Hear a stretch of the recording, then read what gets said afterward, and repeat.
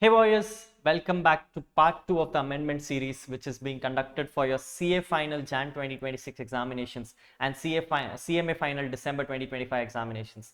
I hope you already have watched the part 1 of this amendment series and you have understood what exactly are the provisions we have discussed up to chapter number 35.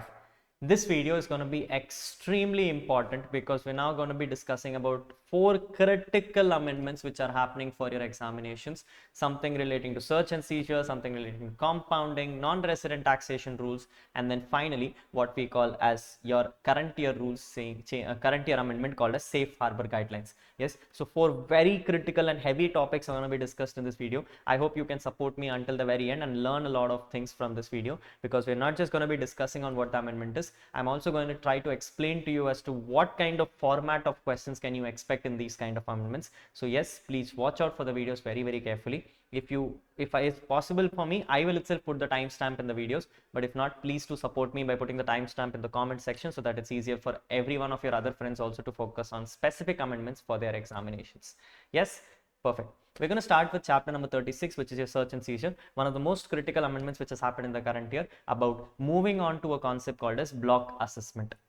Until last year, search and seizure, like I said, people in the previous video, was a part of your reassessment guidelines, and before that was a part of a different concept altogether. Now we are introducing a concept called as block assessment, where basically income tax says that if you are going to have a if you're going to have a search happening on you, then whatever is your last 6 years consolidated together along with the undisclosed income which you have will now be taxable together in a single shot. Yes, so we're going to be talking on the block assessment to that level. I'm going to be reading out a few things here and there and then telling you what is important. So let's read along with me. First, when it comes to block assessment, after you have completed your whole search process and you have moved the files back to the assessing officer, the assessment procedure starts at stage number 3. At this stage 3 does the following. After the search is initiated, documents are requisitioned. The assessing officer, after obtaining a prior approval from the additional CIT, JCIT, or additional DIT and JDIT. Now, for those who recall, these were the same people who were sanctioning notices for 148 as well. The same officers who are sanctioning reassessment guidelines are the same officer who is going to approve the assessment procedure for your search as well. They will issue a notice to the person requiring him to file the returns of 6 assessment years preceding the assessment year in which the search was conducted. So ignoring the current year in which the search is conducted, prior 6 years returns have to be once again filed off. The current previous year also return will have to be filed off in which the search was conducted, requisition was made, but it will be only up to the date on which the execution of the last of the authorization, which is the date which is recorded in Panchnama, is taken up into consideration. So from the date on which the search for the previous year fully until the last date of the authorization, which means the date on which the Panchnama is signed off, will be taken into consideration for the current year data. These together will now be called as a block assessment. This whole block you will now have to file a return of income. Yes, so first thing for you to keep in mind, people, is that when it comes to search processes, you will be required to file a return of income for last 6 years plus current year up to the last date of the authorization of the Panchnama model. Yes, that is what is going to be called as block period. This return will now have to be filed by you within a period of 60 days. Within a period of 60 days or any shorter time which the assessing officer may approve for you. So 60 days is what is going to be the time limit for you to file this. Yes, in case of any delay, the return so deemed will not be a return filed under section 139. If you have made a delay, then they will assume that the return was not filed under section 139, which means it will be tantamounting to a delayed return and automatically you will be liable for consequences. Yes, so that extent is what you have to keep in mind. So para number 1, people, what is more critical for you to keep in mind? The return has to be filed within return has to be filed for the last 6 years plus the current year up to the date of the last date of authorization, which means the Panchnama date. If you are going to file the return, the assessing officer can decide the timelines, but the timelines should not exceed 60 days. And when you file a return, people, the most important thing for you to keep in mind is it is for all total income, including undisclosed income, which means when you file a return, assessing officer will now give you an opportunity to come and say, if you wish, you can voluntarily declare any undisclosed income until now. If you did not have declared it in the past also, it's completely fine. Please declare it right now to me. Please declare it right now to me. I will take that into consideration. Don't let it go. I'm giving you a final opportunity. Yes, so you're going to file a return including the undisclosed income. Now, what are the perks? First thing and the most important thing to be kept in mind is when it comes to your return which is filed in search and seizure, you cannot claim for a revised return. Once you have filed the return, that becomes a final return. No revised return is allowed for this return. Please mark this point as very, very important. Second, when it comes to return furnished, this return will not be processed by CPC under section 143(1). It will directly be taken up by the assessing officer. It's a simple case of a search and seizure. You don't have any opportunity to go for any kind of CPC processing. It will only be taken up by the assessing officer, and the officer will take responsibility on the return of. Yes, good. That is the 2 points. Third thing, what do you mean by an undisclosed income, people? Theoretical topic, not relevant for exam, completely ignore it off. What does it say? It says any money, bullions, jewelry or other valuable articles, any expenditures based on the entries in the books of accounts which such items represent income or property which has not been disclosed until now. It can also mean any expenses, exemptions, deduction, allowances which is claimed and is found to be incorrect in respect of the block period, which means either I have not disclosed something or I have disclosed something and that is incorrect. That is going to be called as undisclosed income. Theoretical things not relevant for your examination. Don't worry about it. Yes, yes. So point number 1, people, para number 1, what does it come and say? 6 years plus current year. Don't take any revised return options. Whatever return you want to file it within 60 days, and you have to complete the return including undisclosed income which you voluntarily want to disclose of. That is the facts. You're going to keep that in mind. Yes. Second, whenever it comes to reassessment whenever it comes to search proceedings, people, a very critical thing which has been announced is that the moment I have anyway considered the block for the whole period which is part of the block, the 6 years plus the current year, for these periods there can be no assessment going on, which means income taxes come and confirm that for the past 6 years plus current year, if there was any assessment which was currently undergoing, all these assessments will be abated right away. Abated means they will be put on hold right away. They will not be permitted to be proceeded forward because now the whole assessment is going to be part of a block concept. Yes, so that is what is going to happen. Let's read. It says all pending assessments or reassessments which are going on, all pending assessments or reassessments which are going on shall stand abated, which means they will be put on hold or directly closed off. This also includes any reference made to transfer pricing officer or order passed under section 92 CA. Please mark this one as very, very important. Please mark this one as very, very important. If a question comes, this is where I will twist you. I will give you that I have case where I have referred the case to a transfer pricing officer. Would you still abate the proceedings? Answer is yes. It doesn't matter. Any assessment will be abated off. Exception: if the assessment is undertaken under this chapter and the same is pending when a subsequent search or a requisition took place, then the first assessment would be completed before the assessment of the subsequent search is commenced off. If the time limit for completing the assessment of subsequent search is less than 10 months, then the period will be extended to 10 months. There is only one exception to the rule. Imagine if a person has been so unlucky that first I did a search on him and I started a proceeding. Immediately, without that proceeding itself closing off, the block assessment itself not had been completed, another search has happened on the same person. On that same person, a second assessment has happened. In that case, you cannot abate the first assessment, people. You will complete the first assessment and then move on to the second assessment. At any point of time, if the time limit is less than 3 months, you can extend it for another 3 months. Yes, so that is what is going to happen. Point number B. However, if the proceedings are initiated and an order is passed under 158 BC is annulled in any appeal or any other legal proceedings, the abated proceedings shall stand revived on the date of order.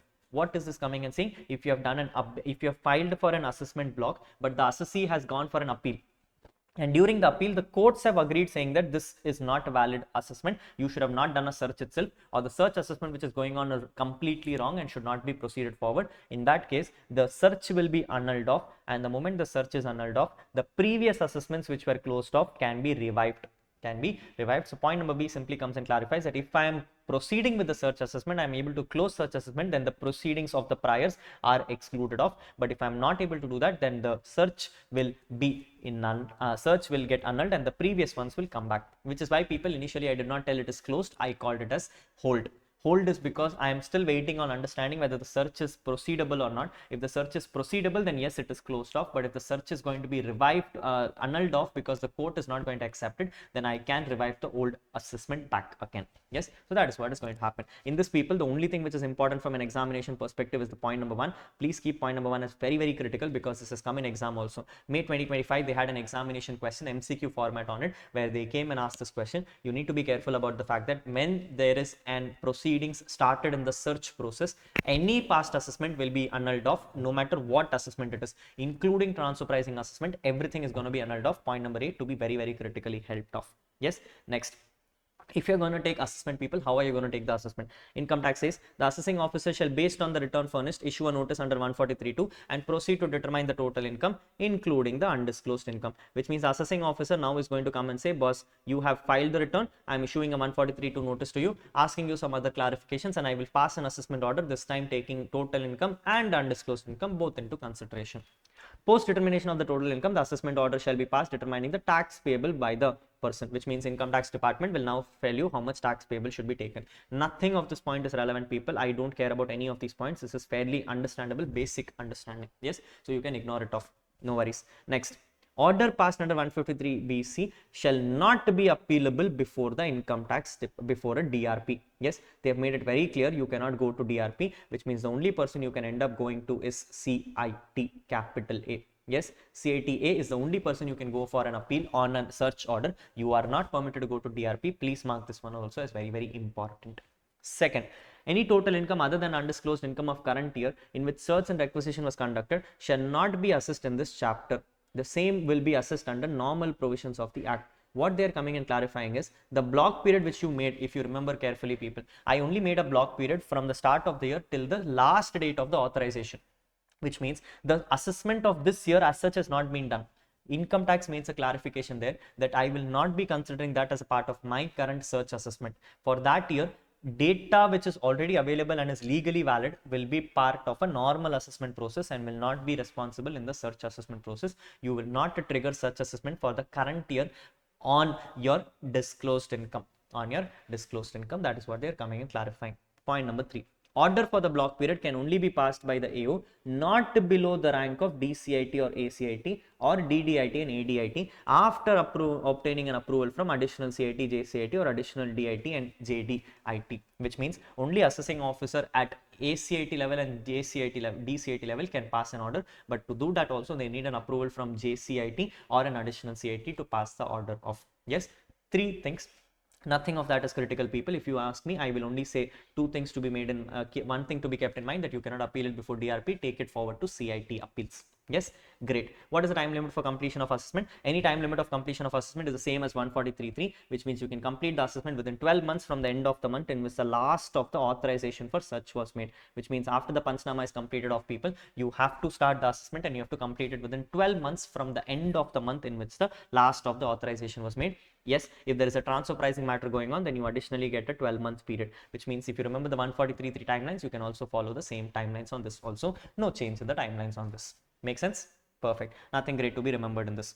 The period from the date of search of requisition to the date on which the books of account has been transferred over to the jurisdictional officer will be excluded while computing the limitation period. For all the time which is going to take for taking the books from the authorized officer to take it to the assessing officer, you don't need to consider it as a part of the 12 months period. You will give them extra time after that period. So you start your assessment carefully.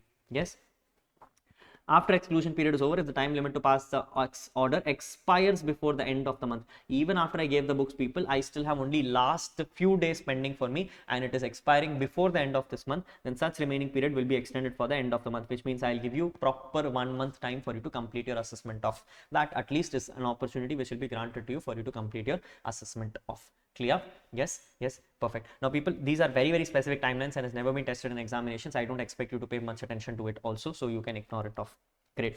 What is the undisclosed income of another person? This is a very, very generic thing, people, not relevant at all. What you can keep it in mind is that when it comes to search, if it so happens that you've done a search on one person, but this person is not the person who's actually the owner of these assets, you find out that this person is only keeping the assets for another person, then the search assessment actually needs to happen on another person. That is what we call as undisclosed income of any other person. Provisions basically comes and says where the assessing officer understands that the income is pertaining to another person, then the other person will be liable for search assessment. All the data which has been collected by this person will be transferred off to the next authorized officer for him to transfer it off to his assessing officer to do the assessment process on the other person. A very simple example, people. Imagine if there is a servant which has been picked up for search, and during the search of the servant, it was found out that he has a lot of assets of the politician. Income tax will then come and say that whatever assets were seized off will then be transferred off to the assessing officer of the politician for him to do an assessment on the guy to confirm the facts accordingly. Yes, that is what this provision comes and says. Nothing critical about it, people. Critical parts are starting now. Critical parts are starting now where income tax comes and says after the assessing officer has completed his assessment of Three things are going to be unearthed. One, all the data which was actually legal already available, which means proper return incomes which has been there, proper data entries which the assessee has done, all legal incomes is going to be part one. Part 2, all the undisclosed income which assessee itself has voluntarily come and disclosed during the filing of return. He itself came and said, to this extent, I promise you, yes, I have made a mistake. I want to declare it myself on the return. And third is all those undisclosed income which the assessing officer found out during assessment stages. Yes, so I'm going to break them into three categories, people. One, which already was genuine legal. Second, one was black money, but I have declared it to the officer. And third, one which was black money, I did not declare, officer found it out for me. Those are the three breakups which are going to happen. Income tax says, for the first one, people, where it was a genuine income, I will be taxable as a normal rates of tax. No issues here. Second, whatever is the income which I have declared on myself, will be taxable at 60%, and whatever income which assessing officer has declared is also going to be taxable at 60%. This is the critical part. This is the critical part, which means regardless of whether I declare it or assessing officer declares it, it will be taxable for 60%. Why would you take the efforts to declare it? It's very simple. If you don't declare it, then assessing officer can also levy penalty on that money. Yes. So to avoid penalty, you can itself declare some part of income by yourself and you can safeguard yourselves. Yes. So what is the provision saying, people? For all the past assessment years, whatever is the income which is declared in the return of income or as per the original assessments or reassessments can be taken into consideration. For the current previous year, take all the data entries based on the records which are maintained in the normal course of operations up to the date of authorization, plus any additional income which is assessed in the original orders before the date of search and seizures. So whatever is the income as per the returns and as per the orders can be taken into consideration. Add the undisclosed income which I have declared myself and add the undisclosed income which the officer has found for me. Whatever I declare myself is also 60%. Whatever the assessing officer finds out is also 60%, and everything else, genuine incomes, will be taxable as per the normal slabs as you go forward. Yes. Critical things to be kept in mind is, people, when you're talking about the previous year data, the previous year data will not take into consideration any international transactions or STT. Such income will be taken up as per the assessment made by the normal provisions of the Act. So if you have current year entries, people, all international taxation transactions will be fully moved off. You'll only take into consideration those incomes which were part of the domestic piece. If you are going to have any kind of transfer pricing related entries, all those entries will be deleted off and will be ignored for the purpose of this block assessment. You will take it back to your normal course of assessment and you will pay tax on it accordingly. Yes, so that is what this point comes and clarifies of. The second part is what is more critical. It says, when you are computing undisclosed income, any kind of salaries, any kind of interest, any kind of commission, any kind of bonus, any kind of remuneration which is paid to non-working partners shall not be allowed as deduction. People, normally itself, non-working partners, you could not have given salaries. So to the extent of salaries, to the extent of commission, to the extent of bonus and remuneration, non-working partners was anyway not eligible. You could have anyway not given to them because section 40B itself will deny it to you. The critical part comes on the interest part. Even though you were a non-working partner, interest was something which was always eligible to you. You were always eligible to claim an interest up to 12% of your capital contribution. Yes, so that was something which was eligible to you. But here is an exception to the rule where income tax says, even if you are a non-working partner, under undisclosed income topic, you cannot claim the interest component also as a deduction. This is very, very critical. Second, any provisions of unexplained income and transfer pricing shall apply, and references to financial year shall be construed as the same in the block period. Yes, generic confirmations. Third, if any of the above incomes determined in the previous year is a loss, then the same shall be ignored off. Income tax says no set-offs will be permitted, people. You cannot say 1 year loss and other year loss I want to adjust off. Not allowed. I will take it as an ignored item. Number will become 0. Next, any brought forward loss or UD of the period prior to the block period cannot be set off against the undisclosed income. Cannot be set off against the undisclosed income. These can be carried forward to set off in the assessment year after the block period, provided the period of carry forward is still remaining. Basically, they're coming and saying, people, just because you've inflated my income in a block assessment, you cannot come and tell the assessing officer that, sir, I have some past year losses, can I adjust it off? The logic is very simple. The losses which you have are genuine losses, but the undisclosed income which you're going to pay tax on is at the rate of 60%. Do you ever think the assessing officer is going to permit you to set off a normal loss against a 60% tax rate income? No, 101% not possible. And so to that extent, income tax says, boss, if you have a loss, a genuine loss can only be set off against the normal course of incomes. If you have any undisclosed income, you forget it off. That cannot be made as an adjustment set off. Yes, a simple example I've given to you, people. See if you understand the example. It says, Mr. Honest has a search conducted in the premises on 1st December 24, owing to which assessments of 1920 to 25-26 were initiated. Check and tell me, no people. 1st December 24, which means assessment previous year 24-25, then previous year 23-24, 22-23, 21-22, 20-21, and 19-20. So which means I can take it up to previous year 19-20, assessment year 19-20 into consideration for the last 6 years as data. Yes, was reinitiated. Mr. Honest had reported a business profit of 1 crore in his return of income during block period, while assessing officer determined an undisclosed income of 3 crores for the same period. I have declared a 1 crore genuine profit. Assessing officer has declared 3 crores of undisclosed income, totaling the income to about 4 crores. Assuming that the brought forward loss of 17-18 and 18-19 was 2.5 crores and 1.5 crores, what is the treatment of the brought forward losses? What can I do? Can I take the brought forward business loss of 17-18 and 18-19 is the question mark. People, looking at business loss of 17-18, can the business loss of 17-18 be set off? Answer is yes. I have a genuine 1 crore rupees of income. Can I set it off? Yes. To that extent, there is no problem. So out of the 17-18, 2.5 crores, 1 crore has been set off. The remaining 1.5 crores is there. Can I take the 1.5 crores against my 3 crores of income? Can I take my 1.5 crores against 3 crores of income? Answer is no. How can you do that? Because 3 crores is being taxable at 60%. So this 3 crores will not be allowed as a deduction. 3 crores will not be allowed for a set off. 3 crores flat tax of 60% will be levied. Looking at the balance 1.5 crores. Now notice people, this is of 17-18. So which means 18-19, 19-20, 20-21, 21-22, 22-23, 23-24, 24-25, 25-26 is my last assessment year in which I can claim this loss. Now 25-26 is also gone because I'm already done with my block assessment. After I'm done with the block assessment, 26-27 will start, which means next year is what I'm going to look at it. In the next year, can I claim this loss? No. 8 years has lapsed, nothing can be done with the loss. Nothing can be done with the loss. On the contrary, if I look at 18-19 of 1.5 crores, now I have one more year. So assessment year 26-27 will still be open because that is the 8th year of operations. Can I claim it against the incomes of 26-27? Yes, go forward. No deductions there, no restrictions there. You can do that. Yes, so that is what I would have written. After that, the remaining losses of 1.5 crores will lapse, and this 8 years will lapse from 18-19. No loss shall be adjusted against the undisclosed income of 3 crores, not permitted. Similarly, the business loss of 18-19 shall be available for setup only against the business incomes of 26-27, whichever is there, if any. In the absence of that, they will also lapse. They will also lapse. That is what you're going to keep in mind. So please mark point number 3 as very, very important, where point number 3 is going to come and clarify that if you have any kind of genuine losses, they cannot be adjusted against your undisclosed income. That's not allowed. That is not allowed. That is what the provision is. Clear? Yes. Perfect. Now, what is going to be the tax rate, people? We've already discussed it off. The tax rate is going to be 60% plus an additional surcharge plus an additional cess. Cess of 4% has been notified, but the surcharge of number has still not been notified. Income tax is still not confirmed what is the surcharge rate, so we are still not discussing on that. It is not relevant of.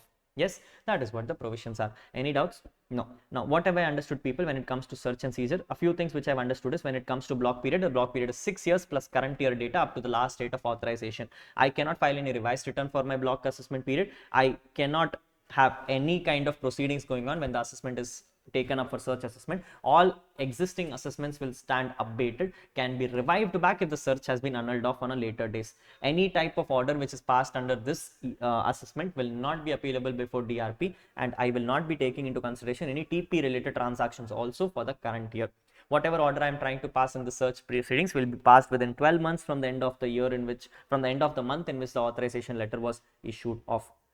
How do I tax this? The whole thing is going to be taxed at the rate of 60% plus a notified surcharge rate plus a 4% cess. If I have any kind of search income, the search income is going to be taxable at a 60% rate, whether I declare it or I don't declare it. Normal incomes will be taxable at normal rates. Any past year losses can never be set off against search income, can only be set off against normal incomes. That is what the fact pattern is. Yes, very good. That brings me to the last few things, people, which is on the interest and penalty. Now, income tax has come and clarified that if a person is picked up under search assessment or block assessment concept, he will not be levied any interest or penalty under any other section, because this section will come and tell you what interest and penalty to levy, which means beyond this, there is no scope for income tax to levy any other interest or penalty. What are the things, people? If the return required to be furnished is not furnished within timelines, I told you, people, if the return is not furnished within timelines, income tax says 139 will not be considered. In which case, what will happen is, whatever is a tax on undisclosed income, which I find out later on, I will tax it at the rate of 1.5% per month from the day after the due date and ending on the date of completion of assessment, because assessing officer had to do with this himself. Yes, this is like 234A. This is like 234A, with the only difference that 234A talks about 1%, this one talks about 1.5%. Yes, so if you don't declare your returns on time, I can levy 1.5% interest on you. Second, with respect to undisclosed income, the assessing officer or CAT can also levy a penalty of 50% of the tax payable on the undisclosed income after providing the assessee an opportunity of being heard. So take and find out what is my tax payable. 50% of that will be declared and taxable, but that can only happen for the undisclosed income which the assessing officer and the CAT has identified. It will not be for other things. It not be for other things. However, no penalty can be levied or 271A or D can be levied if the assessee has furnished a return under 158BC. Tax payable on such return is paid off. Assessee offers money seized from the adjustment against tax payable. Evidence of tax paid is furnished along with the return, and no appeal is filed against the order, which means I am being all proactively supportive to the department. They will not levy penalty to me under these sections. Notice, no interest under 234A, B or C or 270A can be leviable on undisclosed income because I've already notified different penalty sections for you. Waiver of penalty is only applicable for income voluntarily disclosed by the assessee. See, I told you, if the assessee is going to voluntarily disclose his undisclosed income, assessing officer, he can plead and he can ask for a waiver of penalty. Any undisclosed income determined by the AO during the assessment shall be liable for penalty. Penalty is mandatory if I am finding it out. If the assessee has found it out and is reporting me this voluntarily, then I can think about waiver of penalties. Next, any order imposing penalty exceeding 2 lakhs shall be passed only by DCAT, ACAT, DDIT, IT with the prior approval of the prior officers. So the moment I go penalty more than 2 lakhs, I need approval from my officers who are sanctioning the notices of. And finally, penalty which is passed by an IT authority shall be forwarded to a copy to the assessing officer as well. A penalty order will also be given to him. Yes, now this is what the fact pattern is, and then comes the question on what is the time limit for levying penalties. In all the cases, people, the time limit to levy penalty is 6 months. So income tax says if the appeal is filed before CIT appeals is disposed of, the appeal penalty can be levied 6 months from the end of the financial year in which the appeal order is received, or end of the financial year in which the assessing officer order is passed, depending on the case may be. If it's a revision case, then it is 6 months from the end of the financial year in which the revision is done, and if it is any other case, then it is 6 months from the end of the financial year in which the proceedings is initiated of. Same provisions as the penalty chapter, people. This one is not critical. Yes, so from the pending portions, what and all have we learned? That when it comes to tax parts, people, interest can be levied as 234A concept at the rate of 1.5% for delay in filing returns. Any penalty can be levied to you to the extent of 50% of the tax payable on the undisclosed income. If it is an undisclosed income voluntarily declared, then you can ask for a waiver of penalty as well. Any kind of cases will not be required to will not be required for penalty if you participate in the proceedings to the complete extent possible. Whatever questions they're asking, come visit, give them the tax payments and give them a complete support from your side. They may decide to waiver your penalty off on 50% ground rule as well. Whatever penalties I have will be taken up within 6 months from the end of the financial year in which the notices, orders, whatever is received of. This is your search and seizure process. Yes, I hope you have already marked a few things here and there, people. From the whole content of 4 sides, I don't think you need to read anything else. You just need to read some few things here and there, a few lines here and there, and expect this as an MCQ question. If it comes as a descriptive, people, I think we are already safer enough because it will be part of question number 5, and I have already told you this in the past classes also. Question number 5. Sorry. Question number 5 is going to be your optional question. You're not generally going to be looking to question number 5 very seriously, because that is the question which you're going to let go of, because question number 5 has assessment, appeal, search, seizure. At the same time, it is also testing you on the theoretical topics of BEPS, MTC and all those things, which I don't know. So question number 5 is anyway going to be ignorance of. You're going to read this more from an MCQ standpoint. So let's read it to that extent only. Clear? Perfect. When it comes to appeal and assessment, people, appeal and revisions may income tax is the first thing which is to be kept in mind is when I'm filing an appeal before additional CIT or a JCIT or an CIT appeals, then any order cannot be remanded back to the assessing officer. The officers, the CIT appeals and the JCIT appeals don't have the powers to remand back the case. They are supposed to pass an order accordingly. But if I identify that the case which is going to be appealed before the JCIT and CIT is because there was an ex parte order which was passed, the assessing officer has passed an ex parte order for which I am filing an appeal, then JCIT will have powers to now send back the case to the assessing officer for a fresh hearing of and to look at the facts afresh. Yes, he will ask the assessing officer to go back, read all the facts properly, identify all the cases, get assessee support now that he is ready to support, and then complete the assessment of. That's the only one power which is given to CIT for remanding case. So it says where the appeal is against a best judgment assessment, a case where I have not been supportive to the department. In that case, income tax says the JCIT or the additional CIT may set aside the order set aside the order and ask the assessing officer for a fresh assessment. Ask the assessing officer for a fresh assessment. More of a clarification, people, not critical for your examinations. Second, and the most critical amendment, people, is on the amendment on the timelines for IT-80. Normally, the timelines for IT-80 is 60 days, but now income tax says if you want to file an appeal before IT-80, it is 2 months from the end of the month in which the order appealed to be is passed off. Again, it is 2 months from the end of the month in which the order appealed to has been passed off. So whatever order has been passed off CIT appeals, I am looking at going at the end of the month and going for 2 more months from there. It is not 6 months, it is not 60 days, it is 2 months. So it is not 60 days, it is 2 months from the end of the month in which the appeal order is passed. Expect this as an MCQ question. Expect this as an MCQ question, people. A very, very good question can be coming from MCQ on this. So imagine a case where the CIT order has been passed on 10th August 2024. Income tax will say go to 31st August, add another 2 months, which means it is going to become 31st October 2024.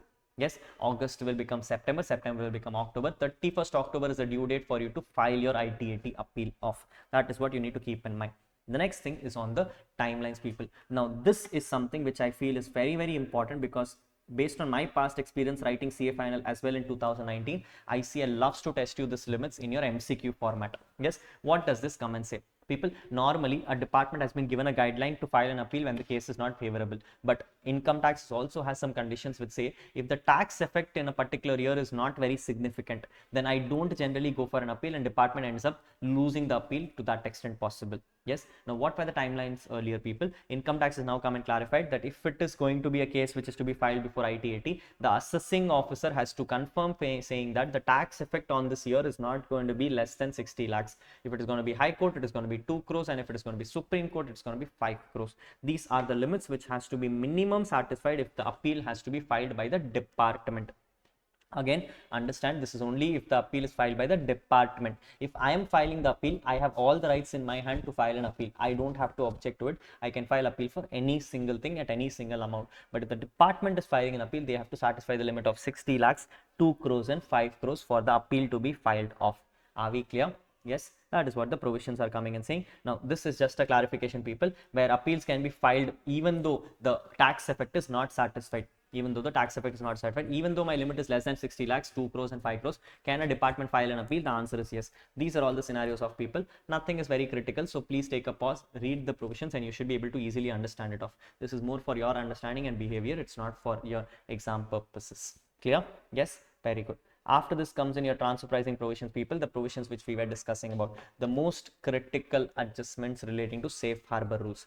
Before I go to safe harbor rules, a very, very small adjustment which has happened, people, like I told you, when it's a survey case, when it's a search case, can you go for a DRP appeal? Answer is no. So that is what is clarified in 144C also. It says the option of making a reference to DRP is not available for any order which is passed on a search case. If it's going to be a search case, then I am not going to take up any order in DRP level. It has to go through the normal routes of CIT. Clear? Yes, that now brings me to the most important topic called as safe harbor rules. It's called as safe harbor rules. So yes, moving on to the transfer pricing provisions, people, specific to your safe harbor rules. Now, this is an amendment specific to your Jan 2026 examinations. So I want everyone's proper attention on the safe harbor rules because it is going to be tested in your exam. At least if I understand this carefully, people, the last time safe harbor rules was a part of syllabus was in 2019. Ever since 2019, it has never been part of the syllabus because fortunately, it always used to get notified after the 6 months period for the November students. The fact that you are in Jan automatically made it applicable to you. Therefore, this is something which is going to be tested after 6 years worth of efforts, and ICI already has some good set of questions that they can test you on these kind of questions. Yes, so please pay attention to safe harbor rules, people. I'll have to explain to you what is safe harbor rules before I take you forward. To make sure that this process is easier, I've also given you my past set of questions of safe harbor rules, which I had collated in 2019. So those questions also will be given to you so that you understand how to answer and tackle this chapter off, but be careful. First, let's understand what is safe harbor rules. In income tax, when it comes to transfer pricing rules, you and I would have both discussed it in the classes, people, that a transfer pricing is a very subjective concept. The problem with transfer pricing which happens is, to decide an arm's length pricing, yes, you may have certain bases, yes, you may have defined methods, but at the same time, to find out the percentage is always a risky move. because the way you see the market is something different from the way the assessing officer will see the market. The TPO may have a policy where TPO may come and say this is a material difference or not a material difference, and the way you may see it, you may not see it as a material difference or may see it as a material difference. So the chances that the percentage which you will arrive for your transfer pricing margins and the percentage which the assessing officer may arrive at the transfer pricing margins may vary. To that extent, it always becomes a challenge, because what happens is this gets prone to primary adjustments. The moment it gets prone to primary adjustments, you have to make a TP adjustment. TP adjustment makes a secondary adjustment, and you have to go through litigation process. This whole process of litigation can cause a lot of troubles for a lot of people. Agreed? Yes. To ensure that that does not happen, income tax has two things which are given to you as a safety net. One is what we call as APA, Advanced Pricing Agreement. Now that does not have any amendment, so I'm keeping it aside. The second thing, what is called as safe harbor rules. Safe harbor rules is basically a concept where income tax says, I will tell you what is my minimum expectations. If you are able to achieve that minimum expectation, you can make a filing with me and you can tell me that I am ready to declare the minimum expectation you want.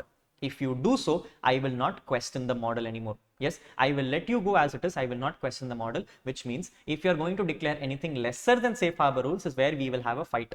I'm not telling you that you will be wrong, because yes, you may have a difference of opinion on how the adjustment should take place. But if you can bare minimum achieve what I expect out of you, I will let you go as it is. I will not treat you as a defaulting person. Yes, so safe harbor rules is basically a method where income tax department is going to give you a certain amount of percentages for every set of transactions, and they're going to confirm to you that if you can achieve this minimum set of percentages, I will not treat you as a defaulting person. I will not have any objections on your transfer pricing model, and I will complete the assessment as is. That is what safe harbor rules looks like. Yes, so to that extent is what we're going to read this topic, people. Now this topic is going to have a lot of numbers and a lot of adjustments which you have to keep in mind. So let's read this very, very carefully and see what the adjustments are. First, the basics part.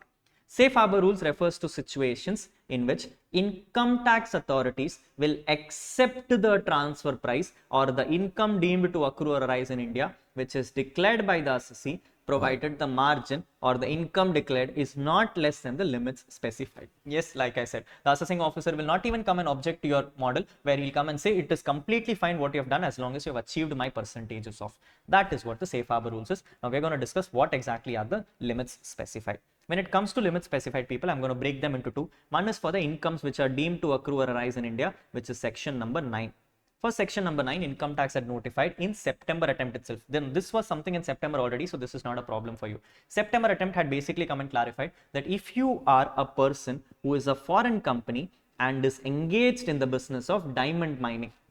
Once again, who are you? You're a person who is a foreign company which is engaged in diamond mining. Income tax basically came and said, if you're ready to declare to me 4% of your gross receipts from selling of the raw diamonds, I will not object you anymore. Which means whatever is your gross receipts, up to 4% of it, if you can declare it to me as your PGBP income, I will treat it as a valid model. I'll treat it as a valid model. Now, if you notice about this carefully, people, this looks something like presumptive income. Yes, 44AD, 44ADA, 44B, BB, all those things where we have discussed about presumptive taxation, something similar, right? Yes. So what is income tax telling? If you can declare me your gross receipts up to 4% of your PGBP income, I will not treat you as a person whom I want to object to. I will continue forward and I will proceed on all the transactions of. Yes, couple of things to be kept in mind. First, it is only applicable if you are a foreign company. Second, only applicable if you are selling diamonds. You should be selling diamonds here. Now, why am I pushing so much effort on this? For those who have read section 9, people, there is a concept called business connection, and in business connection comes in an exception.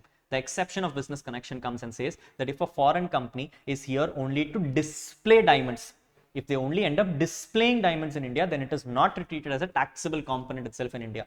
Now, with that explicit clarification, people, you need to understand that if I am displaying diamonds, then I don't even have to look at this, because I am anyway exempt in India. This provision is only if I am selling diamonds in India, and that too as a foreign company. Rate of charge 4% on gross receipts. Do that, no objections on you. Yes, some conditions to be kept in mind. Where safe harbor option is exercised, all adjustment under PGBP will not be treated as an allowable deduction. The moment you opt for the 4% will be assumed as your final answer, which means no other adjustment under PGBP will be done. This is what you would have seen along with me in presumptive taxation. Yes, so do 4%, no PGBP adjustment. the closing WDV of the block of the asset will be computed as if depreciation is already calculated. Same presumptive taxation rules. If you have already done presumptive, then it is assumed that depreciation is a part of the component. This is the more critical part. This is the more critical part. It says no set off of losses or unabsorbed depreciation will be allowed against this PGBP income.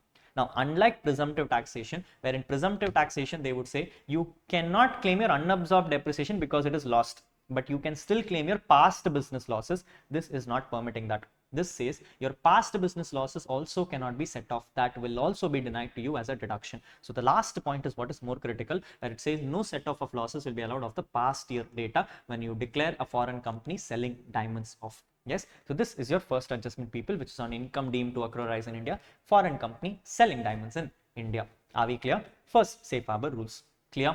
Yes, perfect. So 4% is what you're going to declare of. Second, now coming to the transfer pricing part. Here is where things are going to get a little ugly. So look at this.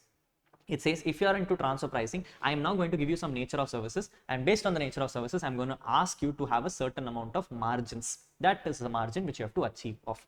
First transaction, it says if you are in the provision of software development services, I want you to be developing softwares. If you are in software development services in India, then what is the transaction? Income tax says if you are going to be in the services of software development or ITS, it's a very common thing which is used in transfer pricing terms, people. ITS is nothing but information technology enabled services. I am doing services using information technology. If you are into any of these two services, income tax will say I want to understand what is your international transaction value. What is your international transaction value? If you're doing a transaction with the associated enterprise less than or equal to 100 crores, you need to at least achieve 17% profit margin on the cost. You need to achieve 17% profit margin on the cost. Achieve 17% profit margin on the cost. I will not object to you. I will not object to you. If you are going to be anywhere more than 100 crores to 300 crores, if you're going more than 100 crores to 300 crores, then you need to achieve at least 18% profit margins. Yes. Now, what is the question going to look like in exam? They'll give you the operating cost. They'll give you the operating margin, and they will ask you, should I go for safe harbor or not go for safe harbor? If you're already going at that percentage more than 17 or 18, you can opt for safe harbor. Otherwise, you will not choose to go for safe harbor and you will try to litigate this out. Yes. So what is the provision, people? Software development services and ITES has to declare 17% or 18% based on the international transaction volume. Second, if I am going to be a knowledge process outsourcing, what am I doing? I am basically into knowledge process outsourcing. My job is to outsource knowledge. Yes, in that case, income tax says, boss, if it's a knowledge process outsourcing, obviously you will have to do this transaction only by using employees. Yes, so two conditions given to you. Condition number one, I can only do this if my transaction volume is less than 300 crores. I should not have a transaction volume more than 300 crores. If I have a transaction volume more than 300 crores, then I will have to find it by the normal routes. If my transaction volume is less than 300 crores, I will ask you, what is my employee cost ratio? What is my employee cost ratio? In my total operating cost, how much cost am I incurring for employees? If I'm incurring less than 40% of my employees, think and tell me, people, is it a labor intensive market or is it more a machinery intensive market? If it is not a labor intensive market, I expect a profit margin of 18%. Number comes from above. No, my employee cost margin is between 40% to 60%. I'm sorry, people, there is no rupee sign here. You can ignore the rupee sign. It is just 60%. So if my employee cost margin is between 40% to 60%, they want about 21% on this. And if it is more than 60%, which means now I'm becoming a labor intensive industry, I need 24% margin. I need 24% margin. Yes. So what is it, people? Less than 40% employee cost margin, I have about 18%. 40 to 60 will be 21%, and then it will be 24%. 3 incrementals. Yes. So put an incremental of 3 here. This is what the answer is. So it is plus 3 and it is plus 3. Clear with me? Yes. Perfect. Moving on to the third one. It says a provision of contract R&D. What is it? It's a provision of contract R&D services relating to software development services or generic pharma drugs. I am now not into software development, but I am rather into R&D relating to software development. Understand this carefully. If I am doing software development, that's 17 and 18. But if I'm doing R&D relating to software development, that's a different conversation. R&D relating to software development, they will say, I want a minimum 24%, where the transaction volume should not exceed 300 crores, which means if you notice by now, people, 300 crores is a set number. Yes, so transaction volume less than 300 crores, I need to achieve 24% operating profit margin over my operating cost. That is what the problem is. Next, if I am into manufacture and export of auto products, if I'm going to core auto parts, I'm going to manufacture and export, I need a minimum cost percent margin of 12%. Minimum 12% is what I require. If I'm into non-core auto parts, core in the 12, non-core in the 8.5% is the margin given to you. Yes, so non-core is going to get me 8.5 as a profit margin. Next, if I'm going to be in receipt of low value adding intra-group services. Now, this is the most common thing. This is the most common thing in the market, a very, very common thing in the market, people, where I'm doing low value adding intra-group services. Between my group, I'm doing some low value adding services. It can be as good as coming and saying my director sitting in US is helping me find some answers in India. So he's doing more of a support service. I have a global tax function sitting in Netherlands. I have a global accounting team sitting in Netherlands. They are coming and helping me, give me advices on how I should be doing my reporting on a global level. All those kind of things are called as low value adding intra-group services. Between my group itself, I'm sharing resources so that I can do proper job with each other. Income tax says margin will be 5%. You should have a margin of 5%, where the transaction volume should not exceed 10 crores. If it exceeds 10 crores, then you have to go as per the normal rules. But without exceeding 10 crores, if it's just a low value adding services where you're not going to expect higher profits, you can expect a margin of at least 5%. Give me more than 5%, I will let you go. I don't have a problem here. Next, if I'm going to get into corporate guarantee, then I have to minimum give him 1% of the guaranteed amount. A bare minimum 1% of the guarantee amount has to be given to him. In that case, I will not be asking you any questions. I will permit you under safe harbor. Otherwise, no, you will have to justify me. Why are you paying lesser than this? Yes. Next, if I'm going to provide, sorry. Yeah, I think this has got repeated, people, so you can ignore this off. I don't need this.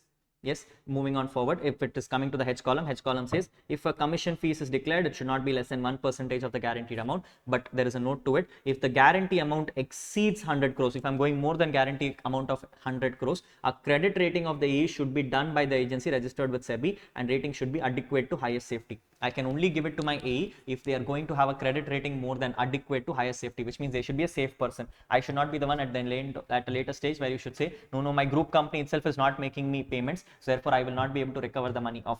They should be in a position that they should be able to bear my risk because they are going to be the guarantor. Yes, so they should have an adequate to high rating on this. That is what the provision is. That is what the provision is. So on the top of my head, people, what and all have we discussed? SDS and ITES services, we'll go for 17 and 18%. Knowledge process outsourcing, we're going from 18, 21 and 24. If you're going for non-core auto parts, we're going at 12%. Sorry, if you're going for core auto parts, we're going at 12%. Non-core auto parts, we're going for 8.5%. If you're doing contract R&D services, it is again 24%. If I'm going for low value adding services, it is 5%. And if I'm going for anything called as a corporate guarantee, then it is 1%. The issue is here. The bigger one, people, which is called advancing intra-group loan. A company is giving its AE some loan. If you're going to give a loan to your AEs, then in that case, the complication starts here. Income tax says, if you want to give a loan, first of all, tell me what is a credit rating which is assigned to the AE. Which AE are you giving this? Are the AEs having a good credit rating or a bad credit rating? So they have given credit rating, people, which has to be done by CRISIL. A CRISIL will do the credit rating for you, and rating will be somewhere between AAA to A, BB to BBB, BB to B, C to D, and then credit rating is not available. In that case, income tax says, if the loan is denominated in INR, tell me how are you expanding the loan? Are you giving the loan in INR or are you giving the loan in foreign currencies? If you are giving the loan in INR, income tax says the minimum interest which you should collect, should be the 1 year MCLR, marginal cost of lending rate of SBI, as on 1st April of the previous year, 2024, plus 1.75% I can take if the rating is very good. 3.25 the rating is kind of okay. 4.75 the rating goes bad. 6.25 the rating is worst.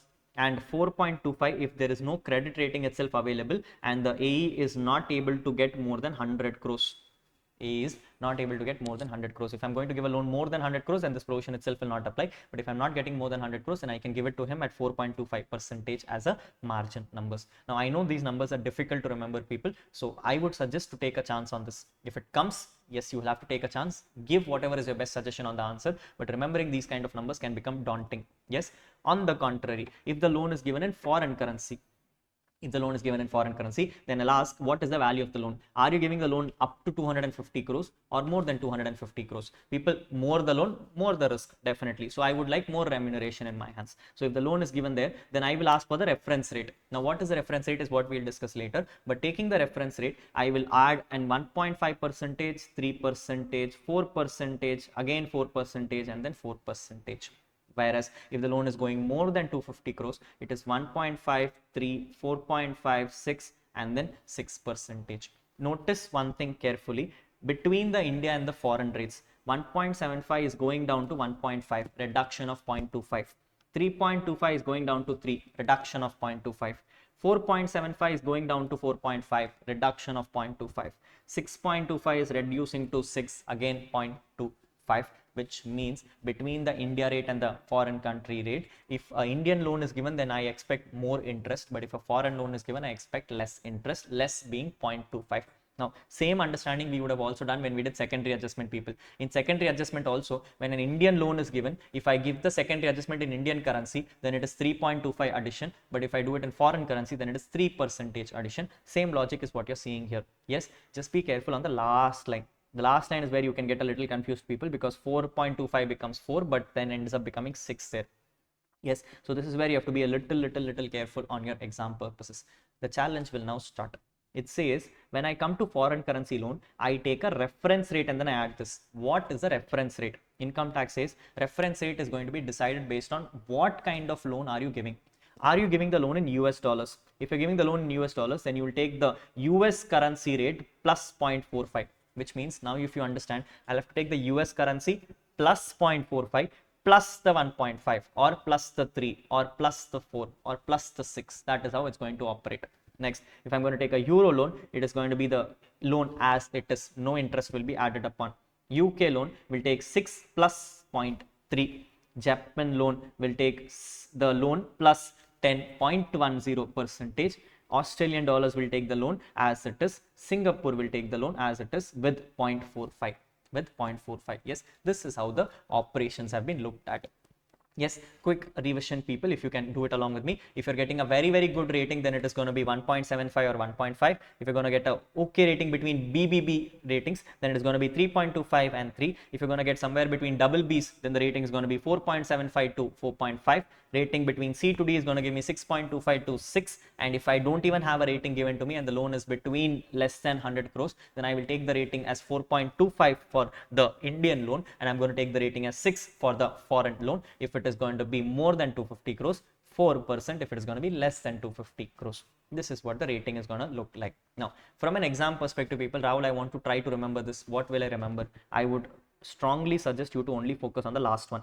I would strongly suggest you to only focus on the last one. I am not denying the fact, people, that other things can also come. But from my past experience and the past questions I have seen, ICI loves to test you only on this because this is the most common thing to be understood of. Yes, they generally not give you the rating, people, so they will ask you only in the last adjustment. I would ask you to focus on the last one if you can. If not, you can ignore the whole thing off, is what my recommendation is. I would rather focus more on the other entries which are given to you. The other percentages are a little more easier to understand, so I would focus on those as an adjustment of.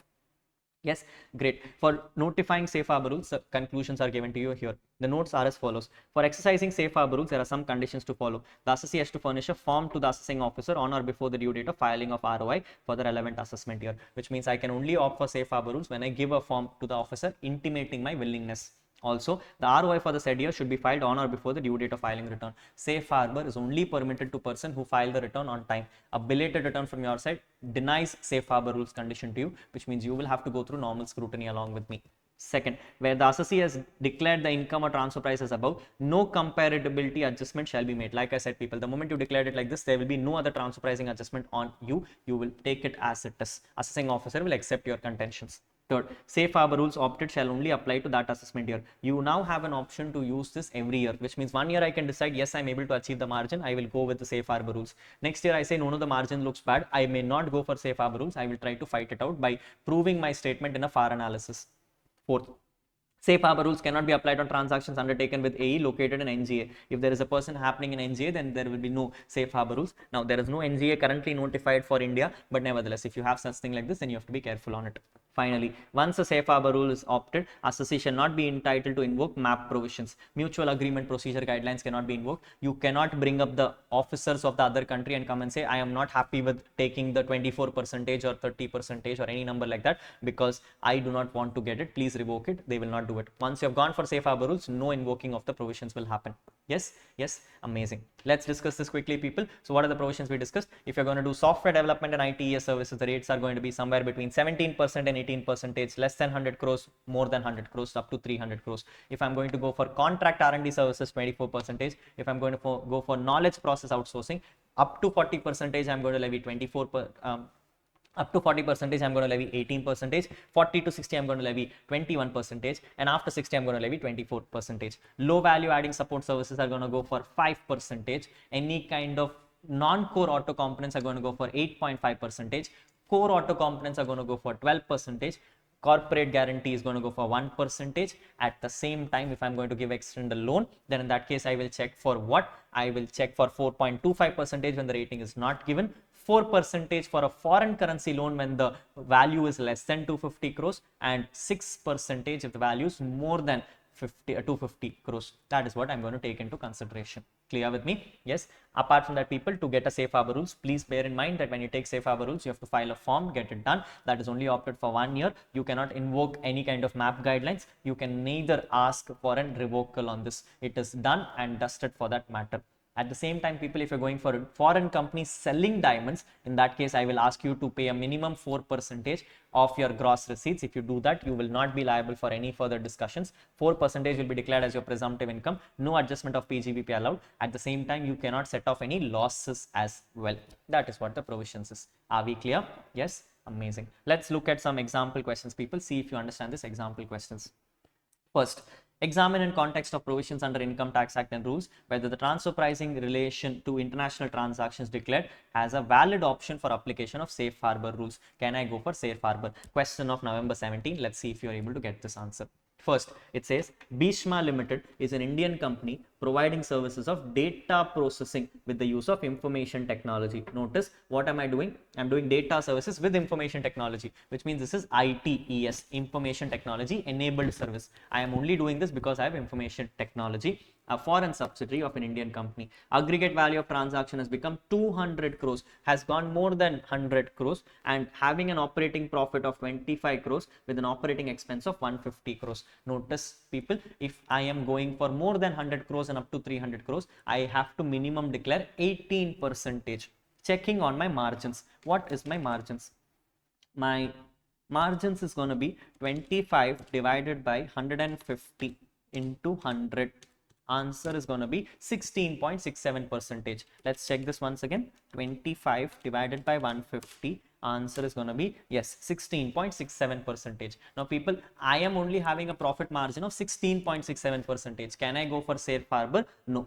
If I end up going for safe harbor, what would happen? Assessing officer would come and say, I expected 18% from you. You are only giving me 16%. Upper, you are liable for transfer pricing adjustment. Would I want that? No. I would rather not go for safe harbor, and I would try to justify why I have been able to do only 16% margin on this transaction. So, not eligible.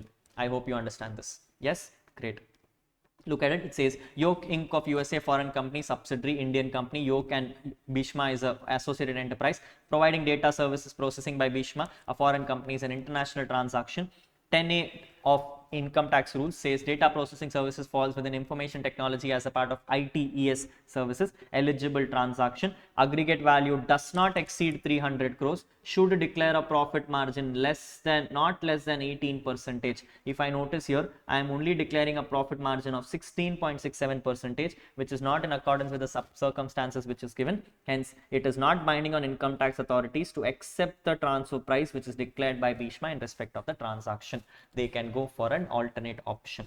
Second, Dhanush Limited is an Indian company which provides services of providing services relating to contract of R&D of generic pharmaceutical. People, I am not doing generic pharmaceutical, I am doing R&D relating to pharmaceutical. You have to go for 24% margins. which has guaranteed 15%, they become an AE. Aggregate transaction is 100 crores, having operating margin of 18 crores, operating expenses of 60 crores. 18 to 60 check pananga, 18 divided by 60 into 100 gives me 30% margin. I am itself ready to declare 30%. Can I go for safe harbor rules? Yes. Assessing officer would come and say, you're ready to declare more than 24%. I am happy with you. I will not object to this. They will accept the transfer pricing as it is, and they will close my assessment without any comparability adjustment of. Yes. So when it comes to ABC Inc., foreign company guarantees loan becomes an AE. Therefore, contract R&D is an international transaction. Consequently, provisions of transfer pricing is applicable. Provisions of contract R&D is an eligible transaction, will be eligible for transaction where the aggregate value does not exceed 300 crores. You can declare up to 24% of margin. In this case, since I'm ready to declare 30% margin, which is in accordance with 10D, hence the income tax authorities will accept the transfer pricing without any objections on that transaction. Yes, this is the flow of how you have tried to answer people. See if you are comfortable with this. Good. Next, we're moving on forward to illustration number 2. It says ABC Inc. and Co., an Indian LLP, is solely engaged in the manufacture and export of engines, engine parts, including cooling systems and engine valves. I am giving core auto parts. It has supplied auto components worth 72 crores to XYZ LLP, a company located in Germany, which is controlled by A and B, the partners of Indian LLP, along with relatives, which means we have a common controller. My controller and their controller is the same, automatically making me his associated enterprise. Against the aggregate value of transactions mentioned above, the Indian company incurred an operating expense of 60 crores, leaving an operating profit of 4.5 crores. Check and tell me 4.5 is my profit margin divided by 60 crores. Answer gives me 7.5%. People, can I declare 7.5%? No, not permitted to declare 7.5%. I have to bare minimum declare 12% margins. Compute the primary adjustment in relation to the following transaction, assuming the Indian company exercised the valid option. People, despite they not having enough margins, they declared for a safe harbor rules as a valid option. The moment that happens, assessing officer would say, if you are itself saying that you want to go for safe harbor, you will have to conduct a primary adjustment. I will not accept the fact that 7.5% is your margin. You will have to give me the differential. How much is the differential, people? If I take an operating cost of 60 crores, I have to minimum declare 12% margin, which is 7.2. I only ended up declaring 4.5, which means income tax will add back 2.7 into my net profit statement. They will add back 2.7 and they'll come and say, I'm sorry, there is a primary adjustment of 2.7 crores, which you will have to undertake. Second, examine the applicability of safe harbor rules if the foreign company is located in NJA. People, if the foreign company is located in NJA, there is no discussion itself. Can you go for safe harbor rules? No. No safe harbor rules will be opted by you. It is not permitted as a safe harbor condition itself. Yes, so this is what is going to happen. Accordingly, it has to declare operating profit margin of 7.2 crores being 12% of the margin. The primary adjustment will have to become 2.7 crores because that is what is required from you. The safe harbor rules will not apply in case of a transaction entered into with NJA. Therefore, if a foreign company is located in NJA, the safe harbor rules will not be applicable irrespective of the profit margins. I hope this is making it easy for all of you people. Trust me, this is all the past exam questions which has been tested. So one of these questions can be picked up from the past and given it off to you, or they can ask you this question in an MCQ template format, whatever works for them. Yes, next. Question number 11, an RTP question, people, which has come in November 19 and also in the main exam of November 19. Question says, examine the following transactions and discuss whether the transfer pricing declared by the following assessee who have exercised the option of safe harbor. They have already exercised the option of safe harbor rules can be accepted. Can the assessing officer accept this? First, Mercury Limited is an Indian company providing data processing services. People, data processing services automatically means that you're going for transfer pricing. Where am I? Yes, you're providing data processing services, which is a specified foreign company in Mercury. The moment you said it's a specified foreign company, you have crossed the transaction value. You have crossed the shareholding percentage of 26%, which means you're automatically an associated enterprise. The aggregate value of transaction is 105 crores. It has declared an operating profit margin of 16 crores with an operating expense of 80 crores. Let's check. 16 divided by 80 gives me 20 percentage. Now people, whether I go for SDS or I don't go, whether my transaction value is more than 100 crores or less than 100 crores, it doesn't really matter, because I am looking for a profit margin of 18 percentage. Yes, it will sit in IT development services because data processing. So you needed to declare how much? You needed to declare 105, right? So you need to declare 18 percentage. I am ready to declare 20 percentage. Can that be accepted? Yes, very well accepted. What is the problem here? There is no issue here. You will be able to declare the 20 percentage margin. Therefore, the Mercury Limited need not make any primary adjustments because the value can be accepted by the assessing officer. Correct? Great. Next, question number 2. Jupiter Limited is an Indian company and has provided contract R&D services for software development. Now people notice this is not software development, this is contract R&D for software development, which means margin becomes 24 percentage. A US company which guarantees 12 percentage. Value of the transaction is 190 crores, which is less than 300 crores, therefore permitted. Declared an operating margin of 40 crores. 40 crores operating margin divided by operating expenses of 175, which means I get a profit margin of 22.85. People, can I declare 22.85? Answer is no. Can I declare 22.85? Not permitted. I had to declare minimum 24 percentage margin. Have not declared the 24 percentage margin, which means I will have a primary adjustment. The fact that I have opted for safe harbor rules makes me liable for primary adjustment of. In this case, it is not binding on the income tax authorities to accept the transfer price. In case it is not binding on income tax authorities to accept the transfer price, what is the primary adjustment to be made? Now people, I would have to declare 24 percentage margin. So 175 crores into 24 percentage margin gives me 42 crores. In that 42 crores, I have only declared 40 crores, which means I will have 2 crores worth of primary adjustment to be taken up. Yes, if you remember the percentages, the answers are very simple. You don't have to struggle on these answers. I hope this is making sense for everyone. Yes, so the answer to this question will also be that you'll have to make a primary adjustment of 2 crores. See, easy, perfect. By this time, you would have noticed, people, 3 questions I asked you, and all the 3 questions I'm trying to test you more on STS, ITES services, contract R&D services. Apart from that, I do expect you to remember what is called as the core, auto core, non-core, and along with that, the low value adding services with corporate guarantee. In all sense, basically, if you want, you can ignore off the intra-group loan. Intra-group loan is the only thing which is going to be challenging for you. I think everything else, if you try a little bit, you should be able to get the percentage in your head. Yes, good. That gives me the last question. The recent May 25 exam question, people, after the amendment of safe harbor rules came into picture. The question says, Diamond Lux BV is a foreign company incorporated in Belgium. I have a company incorporated in Belgium, which means I'm a foreign company. It engaged in the business of diamond mining and trading of raw diamonds. Okay, I'm in the business of diamond mining and raw diamond. It sells raw diamond globally. Notice, it sells raw diamonds globally. I am not looking at what is happening on a global level. I want to understand, will you sell it in India or not? That is my question to you. Will you sell it in India or not is my question to you. During the previous year 24-25, the person has sold raw diamonds to Indian buyers in special notified zone in Gujarat for 100 crores. I have now made a sale. An exhibition was taken place in special notified zone for display of uncut and unassorted diamonds. See, notice, this is where the challenge starts. This is where the challenge starts. Now, I am only doing a display. I am not doing a sale. Yes, I may have done a sale, but not from India. I may have done the sale from outside India. In India, I only did a display. That is what the critical part is. Diamond BV has an income of 10 crores from the activity of display of uncut and unassorted diamonds. See, I have 10 crores worth of profit from only display coming inside the exhibition. Diamond BXBV wants to exercise the option of applying for safe harbor rules. Why would you do that? If you are already doing a display, there is no reason for you to do safe harbor itself. Income itself is fully exempt. You might as well ignore it off completely. It wants to declare a profit of 3 crores. Now notice, people, can I declare a profit of 3 crores? Assuming safe harbor is applicable also, you bare minimum need to declare 4% profit. 10 ka 4% becomes 4 crores. How can you declare 3 crores? Not perfectly permitted. If you go for safe harbor with this condition, 1 crore will get added as a primary adjustment to you.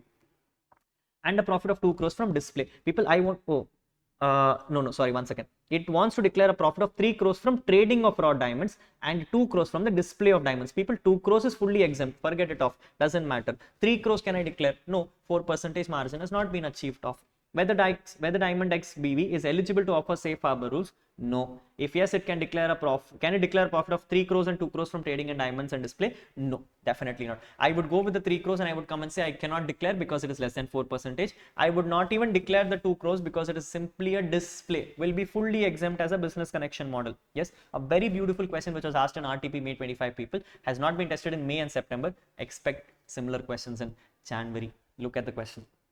Section 92 CB 1 provides that the determination of income referred in 911 shall be subject to safe harbor rules. Safe harbor rules mean circumstances where the income tax authorities will accept the thing. They've given you whole stories, people. Accordingly, in exercise of the powers conferred in 92 CB with 295, the CBDT has given a notification prescribing for safe harbor rules. Diamond X BV is a foreign company engaged for diamond mining and hence is eligible for safe harbor rules. Good enough. An eligible business for this purpose means a business of selling raw diamonds in a notified special zone. Accordingly, display of uncut and unassorted diamonds is not an eligible business. Not an eligible business because display was never even taxable. Diamond Lux cannot declare profits from such display. Very well. Moreover, in case of a foreign company which is engaged in the business of mining of diamonds, no income shall be deemed to accrue or rise in India from an activities which is confined to display of uncut and unassorted diamonds, which means I can straightforward come and declare this as an exempt component or say this is not taxable. Yes, that is what this line comes and says. It will be declared that these incomes are not taxable in India. Next. As per Rule 10 IA, in case of an eligible assessee declaring 4% or more of gross profits will be treated as a safe harbor option and accepted by income tax authorities. During the year, Diamond Lux BV wants to declare 3 crores from the trading of diamonds, whereas gross receipts is 100 crores. Hence, the option exercised will not be accepted by the income tax authorities because it is less than 4%. It is less than 4%. That is what this question comes and clarifies. Are we clear? Yes. Amazing. This is your safe harbor, people. Please mark safe harbor as the most important adjustment for the current attempt. Expect the question. At least one MCQ should definitely come, and that's worth 2 marks for you. So a small effort from your side can easily score you the 2 marks. If your luck is bad, you may probably get this as a 4-mark question in transfer pricing itself completely. To that extent, yes, you have to be careful. Notice the questions I showed you, people. They can merge it along with transfer pricing, ask you safe harbor with primary adjustment and secondary adjustment as well. So good questions can be devised on this. Be very, very careful for your exam purposes. Clear? Yes. Perfect. With this, people, I think we don't have much to discuss of. Very, very few things are pending for us discussions of. First is on the non-resident taxation. Like I told you, people, this time's capital gains is more carrying weightage from a non-resident taxation perspective, and ICA has been testing this in May 25 and September 25 as well. So you're going to pay extra attention on this. I have already created a cheat sheet which we discussed earlier, and so you can refer to the cheat sheet back again. I've also taken the extract from the cheat sheet only to discuss this further with you. Income tax basically comes and says when it comes to non-resident taxation, there was never a concept of 20% LTCG. Starting say the rate was only 10% and now the rate has inflated to 12.5%. So everywhere that you're going to discuss this with me right now, people, you will see that the rate was initially 10% up to 23rd July and has been increased to 12.5%. Let's look at it. First one, for a general rate of non-resident, it comes and clarifies that any person who was having a general LTCG from unlisted shares and securities will now have a rate of 12.5 post 23rd July, but was having a rate of only 10% before 23rd July. Now, notice that because I'm having a rate of only 10%, indexation was never a concept. Indexation was never a concept. Even before 23rd July, I could have never claimed indexation as a benefit of. Yes. Great. If I'm an overseas financial organization, the same thing will happen, just that the assets are going to change. If I'm going to have any LTCG from mutual funds or UTI units, then I'm going to be taxing it at 12.5 post 23rd July, 10% before 23rd July. Because I'm going for 10%, indexation was never even a concept. The focus attention is going to be foreign institutional investor, September 25 examination, people. Yes, September 25 had the question on foreign institutional investor. Chances of this being repeated again in your Jan exam is very, very remote, but nevertheless a very, very interesting, important. We have some good amount of 2 to 3 questions on foreign institutional investor in our solutions guide. I would really urge everyone to look into those carefully. First, if you're going to have a foreign institutional investor, income tax says the rules will be same for 112A and 112, which means 112A, sorry, not 112, 112A and 111A. If you're going to have a 112A asset, then it is going to be taxable at 10% before 23rd July, 12.5 after 23rd July, but this is going to be in excess of 1.25 lakhs. Yes, this is not going to change. Second, income tax comes and clarifies that if I'm going to have any kind of other assets, then it is being covered under 115AD, and here is where the issue is. This is what was tested in current attempt also. People, there was again a drafting error in income tax where when it comes to 115AD, they forgot to change 112 cases. They forgot to change 112 cases, which means 112 cases in the past also was 10%. Post 23rd July is also 12%. This has only been amended in May 26 examination and forward. So for your examination, you're going to read it as 10 and 10 on both the sides. Very, very good question was tested in September 25 as well. Test out your luck in the September 25 paper for this. Next, we have STCG. Again, 111A cases were 15% before 23rd July, 20% after 23rd July. And if I'm going to have other assets, STCG others was always taxable at 30% model, whether it was before or after 23rd July, it doesn't matter.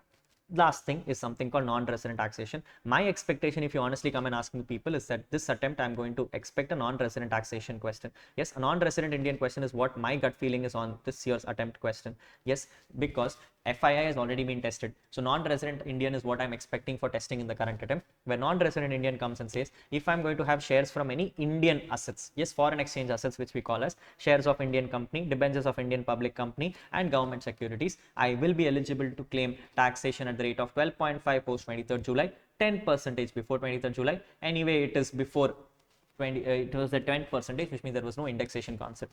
Please note that when it comes to this capital gains, I am also eligible for claiming an exemption of section 115F. Yes, so if you go back to non-resident Indian, you'll read it. 115F is an exemption which is given to you, where if I'm selling these assets and the consideration coming from these assets is completely invested in the similar assets, in that case, whatever income I have as capital gains can be fully treated as exempt component. If not, I'll get a proportionate exemption. Same concept as section 54F, people, if you remember this properly. Yes, so please read this in harmony along with 115F. That is more critical for you.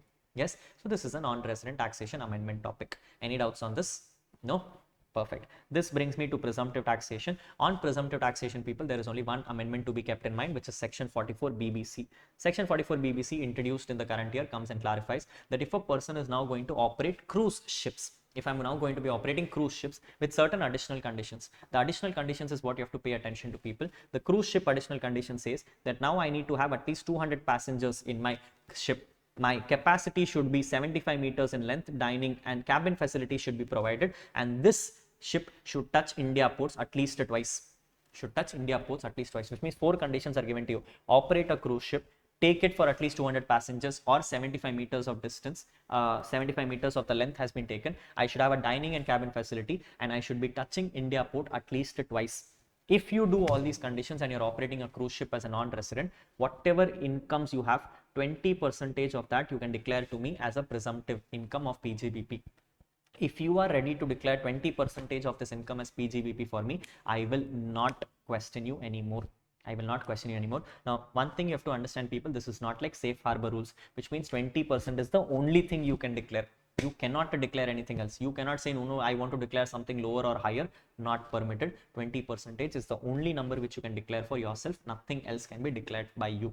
Yes, that is what the amendment of current year is. So what is the amendment, people? Cruise ship, passengers more than 200 or 75 meters of distance, touching India port twice, should give you dining and cabin facilities. Tax is income is going to be 20% of your gross receipts. Give that to me and I will leave you as it is for presumptive taxation. Now, this again has been tested in September exam as a blunt MCQ question, which means expectation in Jan becomes a little remote for CA final students. So be very careful on this as an adjustment of.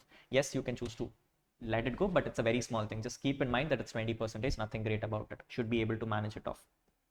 Yes, and then I have an exemption, people. The exemption, which I don't think is critical because it's an IFSC exemption, but the exemption says in 1015A that if I'm going to have any lease rentals coming from a cruise ship which is paid by a foreign company opting to pay tax for the presumptive rules, in that case, both the companies are subsidiary of the same company. So if I'm taking a cruise ship and I'm giving it to you, you are going to handle this cruise ship and you're going to operate this cruise ship. Whatever rentals you're going to give to me is also exempted off, provided we both are part of the same group, which means we should be fellow subsidiaries, fellow associates, associated enterprises to that extent. If you do that for me, then I will not tax the lease rentals also, which means the person giving the ship is also exempt. The person operating the ship will be taxable at 20% tax. The person operating the ship will be taxable for an income of 20%. That is what the rules are. Are we clear? Yes, perfect. That brings me to the last amendment of non-resident taxation. This is more of a penalty rule. Yes, penalties is something which is very, very commonly tested by ICAI in MCQ format. So this is an expected penalty question. Penalty rule comes and says, if a person is now going to have a liaison office in India, what am I going to have? I'm going to have a liaison office in India. I need to declare this liaison office to government within 8 months from the end of the financial year. within 8 months from the end of the financial year. So if you understand, my liaison office, if I have operated in previous year 24-25, from 31st March 2025, I needed to add another 8 months. I needed to add another 8 months, which means by 30th November 2025, I need to file this form. I need to file this form. 30th November, for those who are aware, is anyway my due date of return filing. So you can automatically write this off as due date of return filing. So if you give it by due date of return filing, I will have no implications. A delay happening from your side is now going to levy a penalty. What is the penalty, people? I will levy 1,000 rupees per day. Yes, 1,000 rupees per day worth of penalty will be levied for the failure up to 3 months. And if you don't do it that way also, then I'll straightforward levy a flat penalty of 1 lakh rupee, which means within 3 months, if you can correct your mistake and file the form, I will levy 1,000 per day. The moment you cross the 3 months criteria, I will no more worry about the 1,000 rupees. I will directly levy a flat penalty of 1 lakh rupees on you. That is what is going to happen. Are we clear? Yes. So non-resident taxation, people, has some good amendments. Please pay attention to that as well.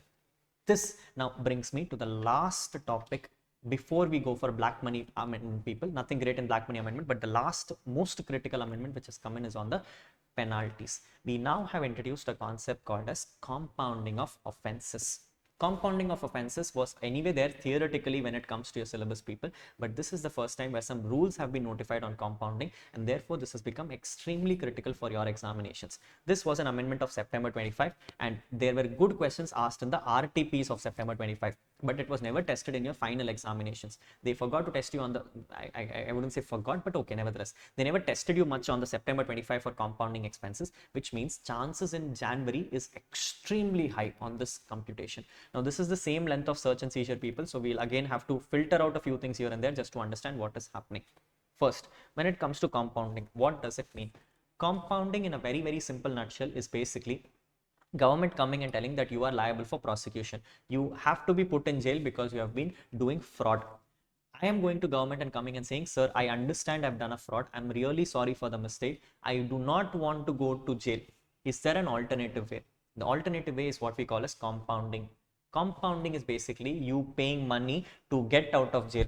This is what you would have seen in Monopoly, people. In Monopoly, you would have seen there is something called get out of jail free card. Yes, compounding is like a get out of jail free card. By the moment you make the payment to the department and you promise that you will be good in the future, government can waive off your prosecution and will let you go. That is what we call it. So compounding in a very simple nutshell is like a alternative payment to not go to jail. That is how you look at it. Yes. Now the rules are the rules of the compounding are very, very critical for you to keep in mind. Although yes, there is too much theory in it, there is only very few things which they can be testing from an exam perspective. So let's look at only those parts very, very critically. First, for a compounding application to take place, people, there is a certain process. Process is that the application has to be filed before the officers. The officer being the PCCIT or the CIT, PDGIT or DGIT. Then application has to be filed for every individual offense of one financial year or 1 quarter in case of tax deductors. However, if you want, you can file a multiple offense application also, which is called as consolidated compounding application. Income tax has said it is not required that you have to file one application per year. If you have multiple years and multiple offenses, you might as well file something called as a consolidated compounding application as well. Third, application can be filed suo motu at any time after the offense is committed, whether or not it comes to the notice of the department. I don't need department to come and tell me to make a compounding. I can do it myself also. Voluntarily declaring that, sir, I'm ready to go for compounding is also a valid permission. It can also be filed after the launch of prosecution proceedings. It doesn't matter, people. There is no condition to come and say that, no, I've launched prosecution, matlab pakka jail only. Even if the jail has been confirmed to you, you can go for an prosecution proceedings. You can go for a compounding proceeding and say, I would like to not go to jail. Help me out here. Fourth, this is what I want you to mark as important. Where this one comes and says any application which has to be filed for compounding will be done as follows. If you're going to file only a single application, if you're going to file only one application, the fees is 25,000 rupees. But if you're going to file a consolidated application, the fees is going to be 50,000 rupees. Yes, notice that the 50,000 rupees which you're doing is not per financial year, which means if I'm going to go only for one financial year, I'll pay 25,000 rupees.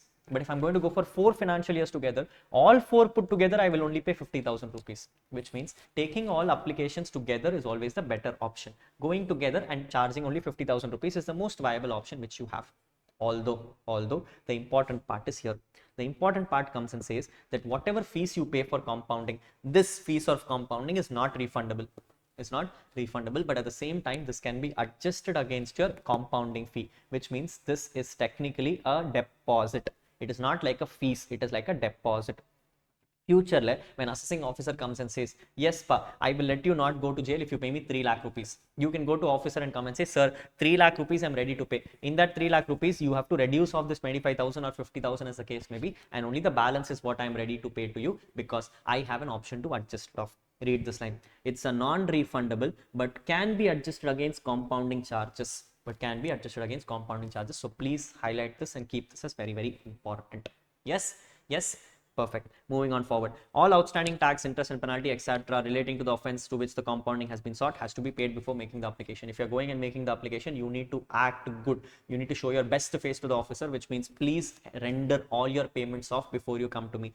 Pay off everything which you have except for the compounding fee, because that has to be decided off. Everything else which is pending on this year has to be paid off, and you have to prove that you're ready to accept your mistake. If on a subsequent date, the assessing officer is finding out that there is any related demand is outstanding, he shall intimate the same to the applicant, and the applicant has to pay this money within 30 days from the date of intimation. Mandatory 30 days timeline, you have to complete this payment off. If not, the application will get rejected. They will reject it off right away, and they'll come and say, I am not giving you this compounding. You are liable for jail. So the point is very simple, people. Be nice. Be nice is what the request is. If you're already not ready to go to jail, be nice at least for some point of time until he lets you go away. Yes, good. Now in this page, what is more important? Only point number D is what I feel is more critical. Please note that you have to have a compounding with single compounding charges or multiple compounding charges. Whatever you pay can be adjusted off. Next. The applicant should be accompanied with the following undertaking. First undertaking is that the undertaking to pay compounding charges within the stipulated time. I need to promise the officer that, sir, if you let me get out of jail, I will make sure that the payment is happening on time. Second, undertaking to withdraw any appeals or relevant grounds filed by him. People, if you're already ready to plead for not going for jail, it might as well means that you have accepted a defeat. When you've accepted defeat, there is no reason for you to go for an appeal on this. So don't go on appeal on one side and ask that I don't want to go to jail. You better go and win the case, and then anyway jail will not be there. Or if you think that the appeal is not going to be won, you might as well come for compounding, withdraw the appeal off. That is what the understanding is. Don't play dual games. Give only one thought. That is what it is. Yes, so please mark point number B as important. You have to withdraw all the appeals before you come for compounding. If you don't withdraw the appeals, I will not permit the compounding to you. Next. What is the procedure? The procedure says the department on a receipt of application shall verify if the application is valid. The application will have curable defects. If first thing the department will do is department will verify the application mistakes. Is there any application mistakes called as curable defects? What kind of mistakes can happen? Non-payment of outstanding tax. I forgot to pay my tax. Application is not filed in the correct performa. I did not file it in the proper manner. Application filed for incorrect financial year. The year in which I was supposed to go, but I put another year into question. Non-submission of undertaking. I forgot to give the undertaking to you. In that all cases, application will be treated as defective. Income tax department will come to you and come and say, I'm sorry, I will treat this application as defective. Now, what will happen if I treat it as defective? The defect has to be corrected within 1 month from the date of intimation. Same as your defective return process. Within defective return process, give it off within 1 month, people. That is what the condition says. If not, the application will be rejected. Next. If the application is treated valid, the competent authority shall call for a report. Where the compounding application is not acceptable, the competent authority will pass an order within 2 months from the end of the month in which the application is received. After I have corrected all facts, if the application is looking valid, I will ask for details, and then I will pass an order for rejecting the compounding application if there is an issue within 2 months. If the compounding application is acceptable, then the authority will intimate the applicant for the compounding charges and other liabilities to be paid off within 2 months from the end of the month. In scenario 1, I will come and pass an order itself rejecting it off. In scenario 2, if I'm accepting it, I'll give him 2 months time to make the payment. Within 2 months, if he makes the payment, then I will give him a compounding order. If he does not make the payment, I'm sorry, I'm going to reject the application once again. Next, payment of compounding charges. Upon receiving the intimation from the competent authority, the applicant has to make the compounding payment within 1 month from the end of the month receiving such intimation. 2 months, officer will take time to pass the order. 1 month, he will give you time to make the payment of. Upon a written request, the period of the payment can be extended. I can extend the period of payment by such periods within 6 months for competent authority, 6 to 12 months by getting an approval from PCCIT, and 12 to 24 months if it is done by chairman of CBDT. They have to approve it to me if I need some more time to make the payment of.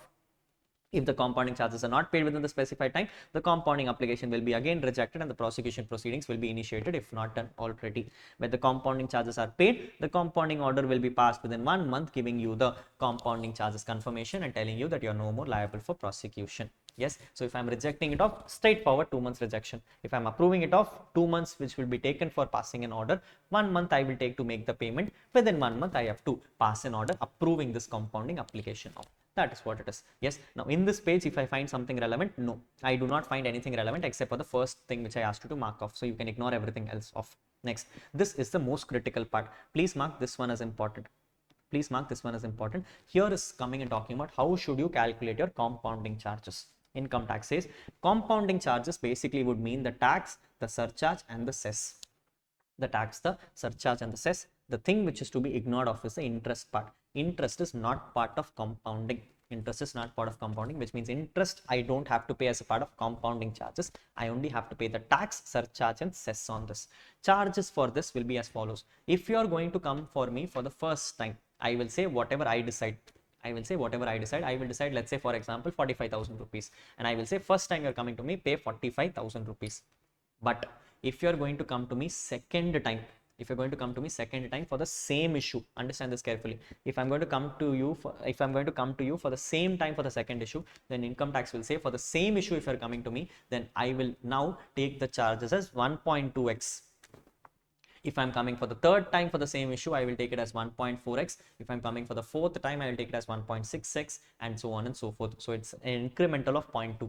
It's an incremental of 0.2. Now, one thing to be kept in mind is, people, this only works if I'm doing same offense again and again, which means imagine if I have one offense and I have another offense. For the first offense, I will have 1x. Second offense, I will have 1x. The second offense which I am doing, if I repeat it once again, second offense will be repeated second time, which means it becomes 1.2x. It will not go to 1.4 automatically because these two are separate offenses to be considered. Please have that attention. Yes, great. Next. They also come and say that whatever offense you are going to make will now be inflated by an additional 50%. Whatever charges I confirm to you, I will add an additional 50% if the application is filed after 12 months from the end of the month of getting the prosecution complaint. If you remember, I told you, people, you can launch a compounding even if officer has not come to you. After the officer has come to you also. But if you are going to get and keep waiting on this, if the officer has given you the notice today and you're still taking 12 months to come and decide whether to pay the compounding, income tax will not accept it. Income tax will say, if the proceedings is launched today, within 12 months, if you come to me, I will only levy the normal charges. But if you come to me after 12 months asking for a compounding, whatever charges you have decided, additional 50% will have to be paid, which means it will now become 1.5x of the charges which has been decided upon. Let's understand how does that work. Before I do that, let's understand this also. The most critical thing to be kept in mind, people, is income tax says any applications which we filed before 17th October will be treated as a first application. Yes, income tax is saying that because the notification was launched on 17th October, whatever applications you have filed before 17th October for one offense, I will consolidate them all and call it as one application only. Which means for one offense, let's say I've done a TDS default. If I've done 5 applications before 17th October also, income tax will consider the whole 5 applications as one application only. It doesn't matter. It doesn't matter. Second, and the most critical thing, any rejected application will also be treated as an application file. Imagine in 17th October, after the dates have been closed off, I first made one offense. I paid normal charges. Second offense, 1.2x. Third offense, when I was doing, it got rejected off. And fourth offense, when I'm going and I'm making an application, income tax says, boss, the rejected will also be treated as an application. So therefore it is 1x, 1.2x, 1.4x. Fourth application is 1.6x. It cannot be treated as 1.4x. You cannot say rejected application has no basis. It will be treated as an application valid enough, and therefore 1.6x is what will apply to you. Clear? Let's understand how does this work. I have simple facts given to you, people. Situation is like this. Notice the first scenario. I have an application which is filed in 2021 before 2024, a very old case where 276B offense was taken up and the offense was compounded off. Back in those days, no problem. I have in 2022 a difference offense happening, 276C offense is happening, and that also got compounded off, no problem. Now I'm in 2023. Offense has happened on 276B, but this has got rejected off. Is it done now? No, it has not been done now. It is done before 17th October itself. 4th. Now I am in 2024 September. I'm in 2024 September. Again, before my process was started, the new rules have not come in now, because rules will come only on 17th October. Now I have an offense of 276D. Notice it's a new offense altogether, a complete new offense altogether, for which the prosecution was launched on 2023 December. Last year it was launched, people, in December. When did I make an application? Notice I made an application on September 24, which means I've made the application within 12 months. I made the application within 12 months. Do I see any problem here? No, I don't see a problem here. Now this application was pending before the new rules came into picture, and therefore for this offense I will call it as the first intimation. My compounding charges being 45,000 rupees. 45,000 is payable. 45,000 is payable. Once again, people, what has happened on 2024, when September I filed an application, I did it within 12 months, so there was no problem. Now this application was pending, therefore it moved to the new rules, and in the new rules I am making this offense for the first time. Therefore income tax says pay 45,000 and close the matter off. Second, I am on November 24. Now application itself is being made after the rules have come into picture. Now this is a rule of 276B. Notice offenses of 276B, which means what I will do, before this new rules came into picture, every 276B will be consolidated together and I will call it as one application. So which means this 276B and this 276B, whether it is approved or rejected of, together is going to be called as one application, which means now I am making second application. Second application automatically makes it 1.2x. But notice this was launched on October 23. I made an application in November 24. The moment I made an application in November 24, I crossed the 12 months period. So it is not going to be 1.2x alone, people. I will add an additional 50% on this, which means 45,000 took multiplied with 1.2x because second application offense, and added another 50% because I crossed my time limits. Are we making sense? I hope this is clear to everyone. Yes, perfect. Next, once again, I am in December 24. Application is of 276B. Notice now 276B is an application made in this period after the new rules have come into picture. My old applications together became one application. Now last month I had filed one other application. This now becomes the third application for me. So this will now become the third application, making it 1.4x. Looking at the dates, filed this application on January 23. December 24 is when I'm coming up. Again, it's crossed the 12 months guideline, which means it is not just going to be 1.4x. It will add an additional 50%. So 1.4x plus an additional 50% will be the compounding charges. Good. I'm in 2024. Second application has been filed. I'm in 2024 December, where I filed an application for 276C. Notice there is already a 276C here also, which means this will be considered as my second application. But I have not even had the prosecution launched on me yet. Without even having the prosecution, if I've gone for suo moto, people, can I have a 50% waiver? Yes. No waiver, no taxability on the 50% rule. Just the 1.2x will suffice my game, and therefore I pay 54,000. And the last case is 18th December. Notice the penalty is of 275A. I don't see penalty of 275 anywhere, which means this is the first offense which I'm making, and therefore direct 45,000 will be levied to you because I have not seen a prosecution launch date on this. A very beautiful illustration, people, which was given by Income Tax Department itself. Please consider this application illustration and use this for your exam guidelines, because you will get a question somewhere related to this itself. Yes, if you have understood this carefully, this itself will be enough for your exam. You can figure it out from here itself. Please mark this one as very, very important. Yeah, yes, I think we're fairly done, people. Nothing else is here. All timelines given above are administrative and not statutory. It is only recommended. You don't have to follow it properly. Above guidelines would relate to all pending applications which are there as on that date as well. Applications rejected earlier can be reapplied provided the rejected was only because of curable defects. If last time you rejected my application because I did not make the payment on time, I have not done the form properly, there are some issues in the form, year is not showing and all, I can always go for a reapplication. But understand, even if I go for reapplication, the previous rejected will already be treated as an offense, which means the reapplication will now be a second application. Be very, very careful on that.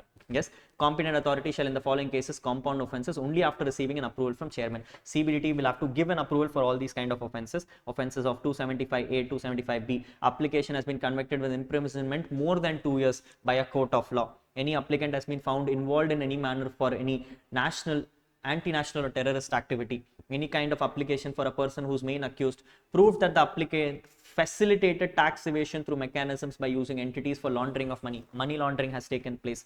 Offenses directly relating to Black Money Act or Benami Act. offense has been committed by an HUF or a company, application can be filed either separately or jointly by the main accused and the co-accused.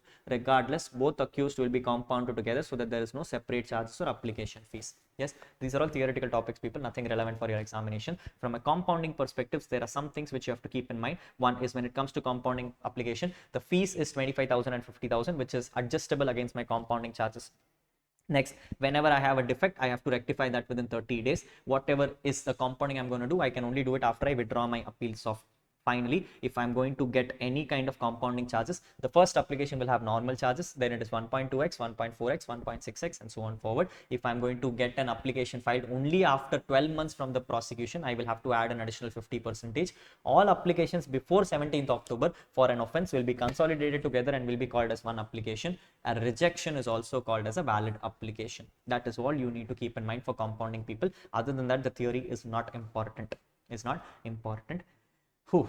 Final topic of Black Money Act. The only one small change, people, is on the prosecution and penalty part. Penalty and prosecution rules. What used to happen is when it comes to section 42 of Black Money Act used to come and say that if I fail to furnish an income tax return as an ROR holding an asset outside India, I will be levied a penalty of 10 lakh rupees.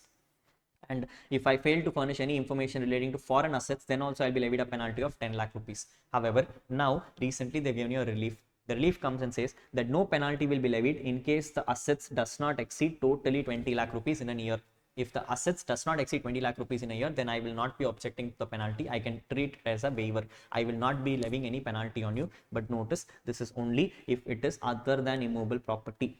Other than immobile property is a mandatory condition, which means if you have immobile property, first rupee also is liable for penalty. I can levy penalty on you. But if it's other than immobile property, it does not matter. I will not levy penalty on you if the total transaction value which you have, the asset value which you have in your hand, is not more than 20 lakh rupees. You can waive off the penalty. Department will not levy the penalty to you. That is what the clarification is. If not, yes, for foreign assets or for foreign assets or for foreign holdings, I'll be levied a penalty of 10 lakh rupees under Black Money Act. Yes, perfect. With this, we are done with the amendments of your Jan 2026 examinations. I hope this video was insightful for all of you and you have been able to learn. Now, definitely, a lot of amendments were something which is already there in May and September examinations, so it should be part of your study materials already. If you have gone through them, amazing. I will try my level best to put some timestamps here, so only the relevant amendments for your attempt can be focused upon for your examinations. So please feel free to use the timestamps properly so that you can find out what amendments are relevant to you and focus attention on it. Please make sure that you don't just read the amendment, but you also relate it with an example, because that is what ICI is going to do. They're going to give you an illustration around these amendments, and therefore these becomes extremely critical of. I hope this video was already helpful for you. With this, I have now 2 more targets pending with me. One is to prepare a judicial update video to help you clarify what are the case flaws which has come in for Jan 2026 examinations. And second, to prepare something called as a section-wise index for my material. So everyone who's having my concept guide, I will be sharing across a section-wise index guide so that you can use it for your IBS preparations. I will ensure that the IBS linking is also to this document. So please ensure that you have a printout of this document, because amendments which are specific to September or Jan, which was not there in my study material, which was not there in my concept guide when I shared it across with you, you can use this amendment material and it already becomes enough. Yes, so concept guide along with this material is already enough for your IBS preparation. That is my guarantee to all of you, because yes, September exams also I was able to prove it to myself that concept guide was already enough for your IBS preparations. You did not need an additional ICA material to go through. Are we clear? Yes, amazing. That's all, people, from my side. I hope you all are having a great time reading for your exams. If you have any doubts, any clarifications, feel free to drop me a message on the comment section or reach out to me on my WhatsApp number. The WhatsApp number is already available in the description box. The PDF of this document is also available on the description box. So please feel free to download it, share it across with all your friends, whether or not they have taken classes with me. At the end of the day, the amendments remain the same. So whoever reads it should be able to understand it from their side as well.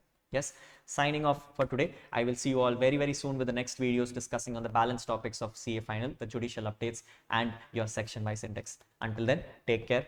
Bye bye. Happy reading.